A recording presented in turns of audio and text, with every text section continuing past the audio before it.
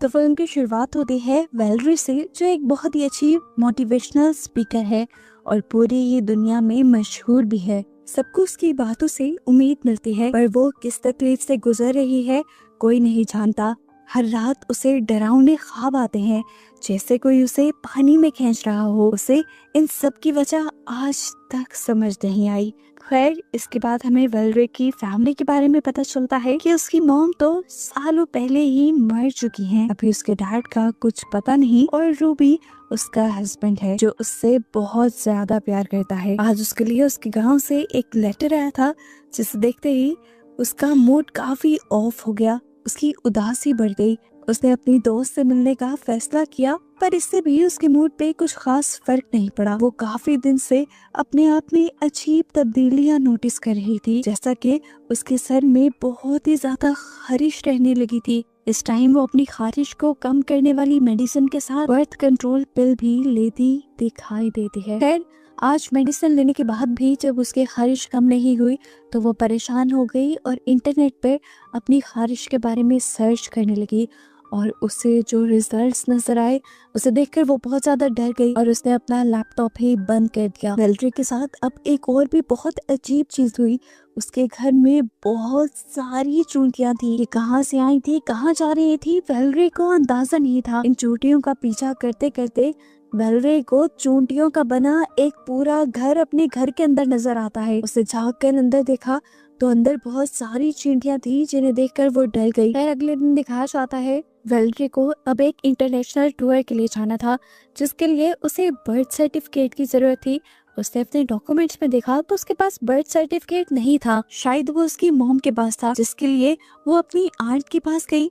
असल में उसे अपनी आंट से उस बॉक्स के बारे में पूछना था जो उसकी मॉम उसके लिए छोड़ के गई थी, लेकिन यहाँ पर वो अपनी मॉम की काफी बातें करने लगी, क्योंकि वो अपनी मॉम को बहुत ज्यादा याद करती थी। उसकी आंट ने उसे एक लॉकर का एड्रेस बताया जहाँ पर वो बॉक्स रखा हुआ था। वो जब उसको डैम में गई तो यहाँ आकर वेलरी और उसकी आंट ने देखा कि वो बॉक्स यहाँ से गायब था। ये दोनों परेशान हो गई तो वेलरी की आंटी ने कहा, शायद तुम्हारे डैड यहाँ आए हो और उस बॉक्स को ले गई हो, ये भी तो हो सकता है। अब वेलरी सब कुछ छोड़ छाड़ कर घर आ जाती है और आज भी घर आने पर उसके सर में इतनी खारिश हो रही थी कि वो पागलों की तरह दोनों हाथों से अपना सर खुजा रही थी, और उसके पास बैठे हस्बैंड को भी उसकी ये आदत बहुत ही अजीब लगने लगी थी। वेलरी को अपनी इस बीमारी की समझ नहीं आती, यहाँ तक कि डॉक्टर्स को भी उसकी इस बीमारी की समझ नहीं आई।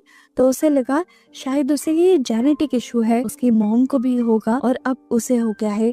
फिलहाल उसे अपने इंटरनेशनल टूर के ऊपर फोकस करना था, इसीलिए उसने अपने डैड से मिलने का फैसला किया। जाने से पहले उसने अपने सर पर कैप पहन ली ताकि वो लोगों के सामने अपने सर पे खारिश ना करे। वेलरी गांव में आकर अपने डैड से मिलती है, जो पहले एक सोल्जर थे लेकिन अब एक मॉन्क बन चुके थे। वेलरी ने उनसे पूछा, आप उस बॉक्स के बारे में जानते हैं जो मॉम मेरे लिए छोड़ के गई थी? तो उसके डैड ने कहा, नहीं, उसके बारे में मुझे कुछ नहीं पता।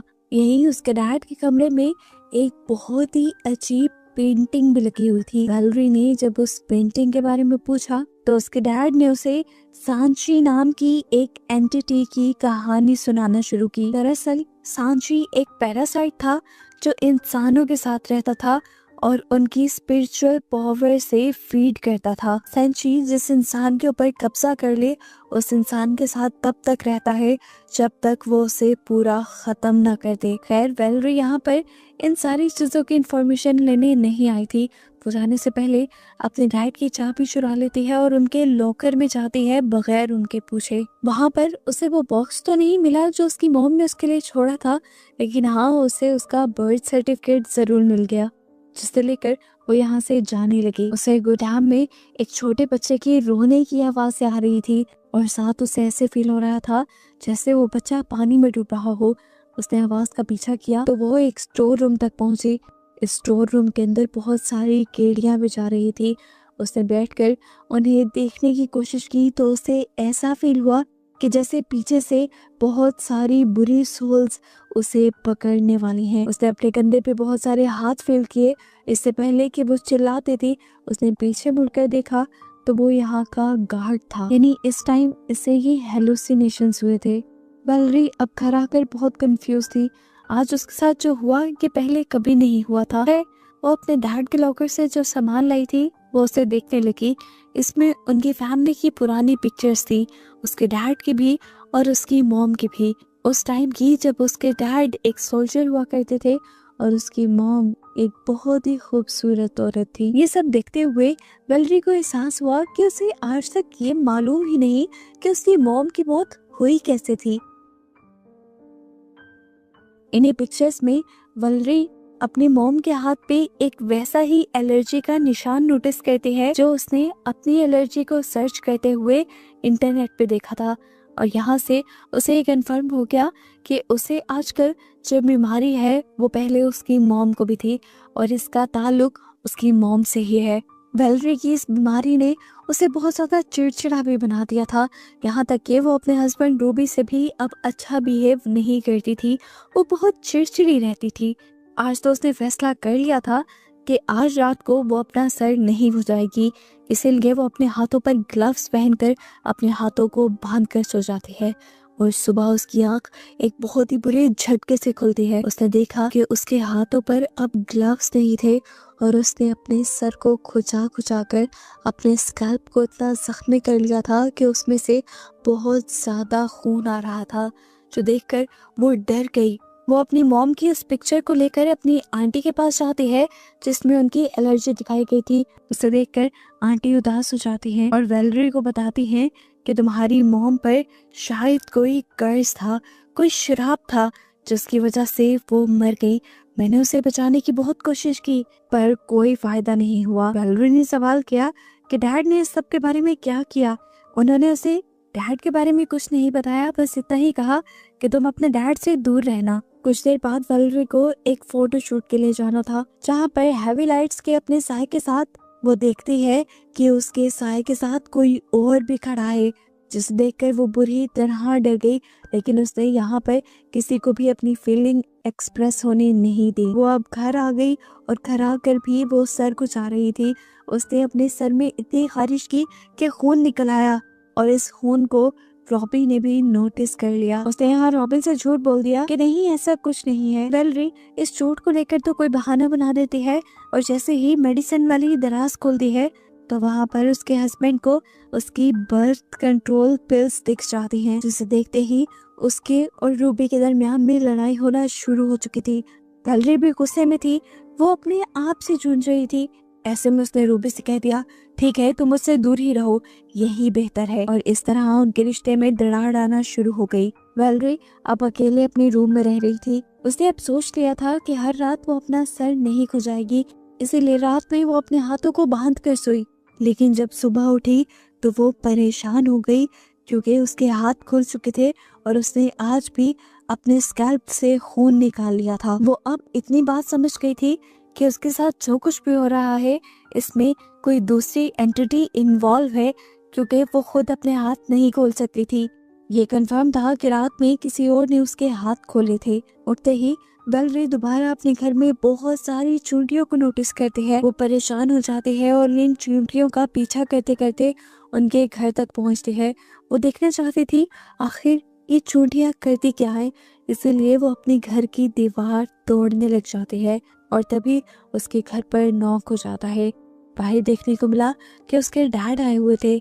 उसके डैड वेलरी के लिए बहुत ज्यादा परेशान थे। उन्होंने कहा कि तुम मेरी कॉल नहीं उठा रही थी तो परेशानी में मैं बस यही चला आया। वो इस टाइम वेलरी को कुछ बताना चाहते थे। वो बात शुरू करते हैं वेलरी की मॉम से। वो बताते हैं कि वेलरी तुम्हारी मॉम एक बहुत अच्छी इंसान थी और आज मैं तुम्हें बताता हूँ कि उनकी मौत कैसे हुई। सालों पहले मैं एक सोल्जर हुआ करता था और मैंने अपनी एक दुश्मन फौजी को मारा था। वो एक लड़की थी, न जाने उसके अंदर क्या ताकत थी जो उसके मरने के बाद मेरे साथ मेरे अंदर आ गई और मेरी वजह से वो तुम्हारी मॉम के साथ जुड़ गई। मुझे बाद में पता चला कि वो एक संची है और जब मुझे ये बात मालूम हुई तो मैंने तुम्हारी मॉम की उस संची पैरासाइट से जान छुड़ाने की बहुत कोशिश की, लेकिन मैं नाकाम रहा। फिर तुम पैदा हो गई और फिर वो संची पैरासाइट तुम्हारे अंदर आ गया और तुम्हारे साथ मैं जानता हूँ आजकल बहुत अजीबो गरीब वाक़ये हो रहे हैं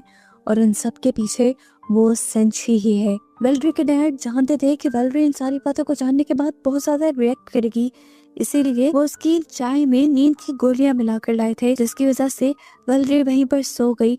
और जब उठी तो उसे फौरन वो सारी बातें याद आई और वो अब अपनी मोम की मौत के बारे में सर्च करने लगी।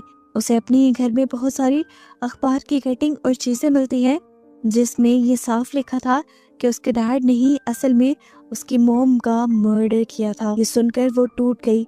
अचानक बारिश शुरू हो जाती है। वेलरी अपनी घर की खिड़कियां बंद करने के लिए जब ऊपर जाती है तो उसे खिड़की के बाहर अपनी मोम की परछाई नजर आती है। उसे वो दिन, वो सब कुछ नजर आने लग जाता है जिस दिन उसकी मॉम की मौत हुई थी। उसने देखा कि उसकी मॉम तड़प रही थी और उसके डैड उसे जबरदस्ती पानी में डुबो रहे थे और ऐसे ही उसकी मॉम की मौत हो गई थी। जैसे ही वेलरी को अपने डैड का ये घिनौना चेहरा नजर आता है तो वो फौरन अपने डैड के पास अपनी मॉम का बदला लेने के लिए पहुंच जाती है। उनके घर जाकर वो एक एक सामान बिखेर देती है और अपने डैड से पूछते हैं, आखिर क्यों क्यों मारा आपने मेरी मॉम को। उसके डैड कहते हैं, मैंने तुम्हारी मॉम को नहीं मारा, मैं तो उन्हें बचा रहा था उस संची से, लेकिन वो संची बहुत ज्यादा स्ट्रॉन्ग था और मैं हारता रहा, तुम्हारी मॉम मर गई उस संची से ही लड़ते लड़ते। लेकिन वेलरी को अब उनकी बातों पे यकीन नहीं था। उसके डैड ने उसे बताया, तुम्हारी मॉम असल में तुम्हें इस संची से बचाना चाहती थी और इसी चक्कर में उन्होंने अपनी जान खुद ही ली थी, लेकिन मरने के बाद भी वो अपने मकसद में नाकाम रही। वो तुम्हें उस संची से नहीं बचा सकी और अब वो संची तुम्हारे साथ है और तुम्हारी जान बचाने के लिए उस संची का खत्म होना बहुत जरूरी है। अब ये बातें वेलरी को डराने लगी थी। वो अपने डैड को यही छोड़कर वापिस घर चली जाती है। अगले दिन उसका सेमिनार भी था, उसकी लाइफ का सबसे बड़ा सेमिनार, एक इंटरनेशनल टूर। वो नहीं चाहती थी कि सबके सामने उसका मजाक बने, वो सबके सामने अपने सर को खुजाए, इसलिए उसने अपने सर पे एक कैप पहन ली। उसका शो शुरू हो गया। यहाँ पे बहुत सारे लोग आए हुए थे और रेटिंग बहुत ज्यादा थी। उसने स्टेज पे एक लड़की को बुलाया और अपनी स्पीच शुरू की। उसने लड़की को शीशे के आगे खड़े करके लोगों से कहा कि जब तुम अपने अंदर के असल को नहीं पहचानोगे तब तक तुम कुछ नहीं कर सकते।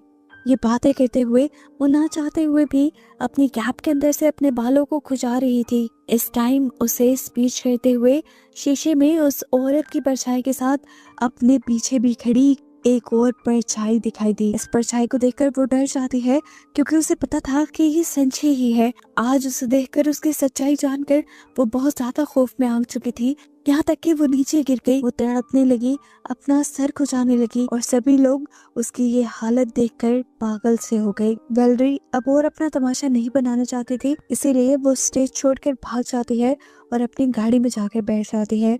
घर आने के बाद भी वो लगातार अपने सर को खुजाती जा रही थी। उसने अपने सर में इतनी खारिश की कि उसके सर में एक सुराख हो गया जिसके अंदर उसने उंगली डाल दी।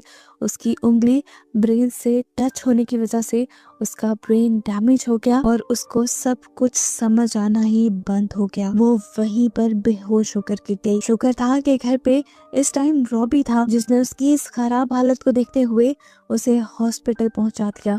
वक्त पर हॉस्पिटल पहुंचने की वजह से वेलरी की जान तो बच गई, लेकिन अभी वेलरी के ऊपर एक बहुत बड़ी मुसीबत थी। वो संची अभी भी वेलरी के साथ ही था, जिसे हॉस्पिटल के डार्क एनवायरनमेंट में पहली मर्तबा क्लियर दिखाया जाता है। वो इस टाइम वेलरी के ऊपर चढ़ा हुआ था, उसे तंग कर रहा था, लेकिन इस टाइम वेलरी उससे डर नहीं रही थी, चिल्ला नहीं रही थी। वो वेलरी के सर में हाथ मार रहा था जिससे उसके सर में खारिश हो रही थी, लेकिन वेलरी ने अभी भी अपने सर में खारिश नहीं की क्योंकि अब वो जान गई है सच्चाई। वो अब इससे डरती नहीं, वो इसका मुकाबला करना चाहती है। जैसे ही वेलरी ने अपने डर का सामना करना शुरू किया तो उसकी हालत पहले से बेहतर होने लगी। संची का कंट्रोल उसके ऊपर से कुछ कम होने लगा और उसकी बेहतर हालत का कुछ क्रेडिट रॉबी को भी जाता है जो उसका आजकल बहुत ज्यादा ख्याल रख रहा था। वो हमेशा अब वेलरी को उसके सर पे हाथ लगाने से मना कर रहा था क्योंकि सर पे हाथ लगाने की वजह से उसकी बॉडी के काफी हिस्से पैरालाइज हो चुके थे, यहाँ तक कि उसके पाँव भी। और अब उसे चलने में काफी मुश्किल होती थी। वो नए तरीके से चलना सीख रही थी। अब सोते हुए वेलरी अपने सर में खारिश न करते, इसीलिए रॉबी ने उसके हाथ बांध दिए। लेकिन जब वो सुबह उठा तो देखा कि उसके हाथ खुले हुए थे। वेलरी ने अपने सर में खारिश भी की हुई थी। उसके पास एक सीजर भी थी, जिसे देखकर रॉबी को लगा कि उसने अपने हाथ खुद ही काटे हैं। उसे गुस्सा आ गया ये देखकर कि वेलरी खुद ही ठीक होना नहीं चाहती और वो फजूल में ही उसके ऊपर इतनी मेहनत कर रहा है। वेलरी ने उसे समझाने की कोशिश की कि ये सब उसने नहीं किया, ये संची ने किया है, लेकिन वो उसकी एक सुनने को तैयार नहीं था। रॉबी अब गुस्से में उसे छोड़ गया था। वेलरी बिल्कुल अकेली पड़ चुकी थी, वो हार रही थी, उसे किसी के सहारे की जरूरत थी। इसीलिए वो अपनी ही मोटिवेशनल वीडियोस देखने लग जाती है, जिससे उसे काफी सहारा मिलता है। उसने फैसला कर लिया था कि अब वो उस एंटिटी से यानी संची से खुद लड़ेगी, ताकि ये सारे मसले हल हो जाएं। रात में उसने रॉबी को बेहोशी की दवाई देकर सुला दिया और फिर वो अपने एक रूम में आ गई, जहाँ पर बहुत सारे मिरर्स थे। यहाँ आते ही वो जोर जोर से चिल्लाने लगी, बताओ तुम कौन हो, मुझसे क्या चाहते हो, मेरे सामने आओ। काफी देर तक उनके सामने कोई नहीं आया, पर कुछ ही देर बाद एक शीशे में से एक डरावना हाथ निकला, जिसने पीछे से आकर वेलरी को पकड़ लिया। यह हाथ असल में सेंची का ही था, जो एंटिटी अब फाइनली उसके सामने आ चुकी थी। वो सामने आकर अपनी डरावनी आवाज में वेलरी से कहते हैं कि मैं तुम्हें नहीं छोड़ूंगा। उसने अब वेलरी को पकड़ लिया था और उसके गर्दन पे चाकू रख दिया था। वेलरी भी खौफ के मारे डरी और उसने जोर से चीख मारी, जिसकी वजह से यहाँ रूबी को भी होश आ गया और उसने अपने आप को बेड से बंधा पाया। वो अपने हाथ पांव को छुड़वाने की कोशिश करता है और वेलरी को आवाज लगाता है। दूसरी तरफ हमें वेलरी को दिखाया जाता है, जो अब अपने हाथ को काटने की तैयारी कर रही है, ताकि वो कभी अपने सर को खुजा ही ना पाए। उसने अपने हाथ पे एक मार्क बनाया और उसे एक कटर के नीचे रख दिया, लेकिन कोई भी इंसान अपने आप को इतना दुख कैसे पहुंचा सकता था। वो कई मर्तबा हौसला करने पर भी अपना हाथ नहीं काट पाई, लेकिन फिर वो एक मर्तबा हिम्मत करती है और तेजी से मशीन के सामने आकर मशीन के नीचे अपना हाथ रखकर एकदम से उसके ऊपर वो कटर चला देती है। हाथ से शर करके खून निकलकर उसके मुंह पे गिर जाता है और उसका हाथ, इससे उसे बहुत ज्यादा दर्द हुआ था। खून भी उसका बहुत ज्यादा निकल रहा था, जिस पर चीजें बांध बांध कर उसने कंट्रोल करने की कोशिश की। इस हद तक खून रोकने के बाद उसने अपने मुंह से खून साफ किया और फैसला किया कि वो अब अपने दूसरे हाथ को भी काट देगी। अभी वेलरी ये सोच रही थी कि एकदम से उसके पीछे संची आ गया, जिसने उसे पीछे से पकड़ लिया और इस मर्तबा वेलरी उसके ऐसा करने से भी नहीं डरी। संची ने उसे डराने के लिए बोला कि मैं तुम्हें खा जाऊंगा, तुम्हारा कतरा कतरा खून पी जाऊंगा। वेलरी उसे बातों में लगाए रखती है और अचानक से उसका हाथ उसे कटर के नीचे कर देती है, जिस कटर से वो अपना दूसरा हाथ काटने का प्लान कर रही थी। यहाँ से आने वाली ऐसी आवाजें सुनकर रॉबी परेशान हो रहा था। यहाँ वेलरी पूरी तरह संची से लड़ने के मूड में थी। हाथ काटने के बाद उसने वो मशीन ही उठा ली और उससे इस संची के ऊपर हमला करना शुरू कर दिया। उसे लग रहा था कि ऐसा करने पर संची मर जाएगा, लेकिन ऐसा नहीं हुआ। संची के जितने हिस्से उसने काटे थे वो रीजनरेट होने लगे, यानी दोबारा से पैदा होने लगे। और अब वेलरी जब ये सब देखती है तो वाकई उसे डर लगने लग जाता है और वो यहाँ से भागने की तैयारी करने लगती है। वो इससे बचने के लिए वहाँ से भागने की ही कोशिश कर रही थी कि संची उसके ऊपर आ गया और उसने कहा कि अब मैं तुम्हें नहीं छोड़ूंगा। तो वेलरी ने उससे कहा कि अब कोई बचेगा भी नहीं। ये कहते हुए ही वो अपने आप को घसीटते घसीटते पानी के अंदर ले गई और उसने पानी के अंदर जंप कर दिया। वेलरी के पानी के अंदर कूदते ही संजय भी उसके साथ पानी के अंदर कूद जाता है, लेकिन पानी उसका सबसे बड़ा दुश्मन था। वो इस पानी के अंदर तिलमिलाने लगा और वेलरी उसका हाथ पकड़कर उसे वहीं रोकने की कोशिश में लग गई। और आज उसे समझ आया कि क्यों उसकी मॉम उस दिन पानी में कूदी थी। वो उसी संची को मारने के लिए कूदी थी और उसकी मॉम के मर्डर में उसके डैड का कोई हाथ नहीं था। उसकी मॉम की मौत इसी संची की वजह से हुई थी, उनकी मौत कोई मर्डर नहीं था। यहाँ दिखाया जाता है कि रूबी किसी तरह अपने आप को छुड़वा कर बाहर निकलता है तो वैलेरी को पानी में डूबता हुआ पाता है और जल्दी से पानी में जंप करते हुए उसको बाहर निकाल लेता है। बाहर निकलते हुए हम उसके हाथ में एक छोटे से काले बच्चे को देख रहे थे।